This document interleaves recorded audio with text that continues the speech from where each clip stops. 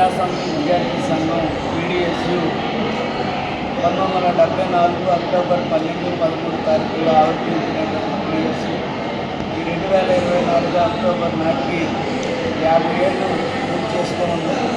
ఈ దేశానికి స్వతంత్రం వచ్చి దాదాపుగా 78 సంవత్సరాల పండుగల్ని నిర్వహించుకుంటున్నటువంటి పాలక వర్గాలు ఈరోజు ఈ దేశ అక్షరాస్యత ఎంతనంటే నిస్సిగ్గుగా 77% అని పార్లమెంట్లో ప్రకటించారు.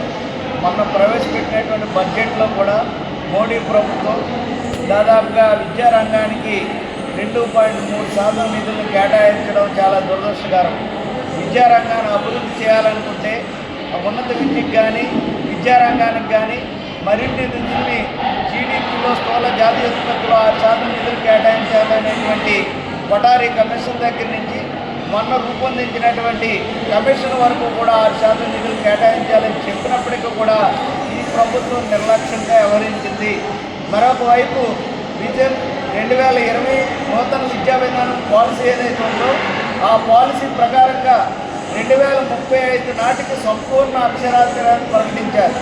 ఈ రాష్ట్రంలో కూడా 2014లో 2024 ఈ 5 సంవత్సరాల్లో సంపూర్ణ అక్షరాస్యత సాధిస్తామని ఈ రాష్ట్ర ప్రభుత్వం ప్రకటించింది.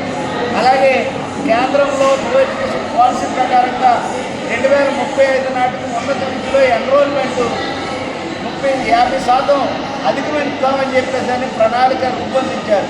ఆ ప్రణాళికల ప్రకారంగా అభివృద్ధి సాధించాలంటే విద్యారంగానికి నిధులు కేటాయించలేదు.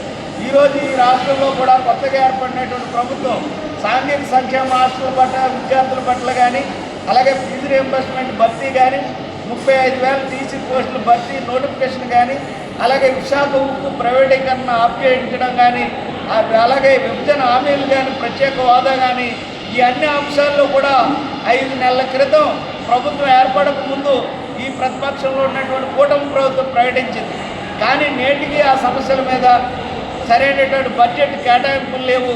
అలాగే సూపర్ 6 పథకం కూడా అందుబాటులో లేనటువంటి పరిస్థితి ఉంది. కాబట్టి విద్యార్థులుగా మేమేమి కోరుకుంటున్నామనంటే అందరికీ విద్యను అందుబాటులో తీసుకురండి, ప్రభుత్వ పాఠశాలలో మౌలిక సౌకర్యాలు కల్పించండి, విద్యారంగానికి రాష్ట్ర బడ్జెట్లో 20% నిధులు కేటాయించండి అని మేము డిమాండ్ చేస్తూ ఉన్నాం.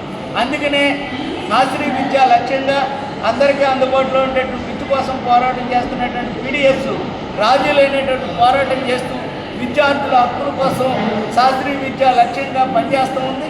ఆ వెలుగులోనే ఈ 50 ఏళ్ల ఉద్యమాన్ని సమీక్షించుకుంటూ భవిష్యత్ కర్తవ్యాలను కూడా రూపొందించుకోకపోతున్నామని చెప్పేసి ఈ సందర్భంగా తెలియజేస్తున్నాం.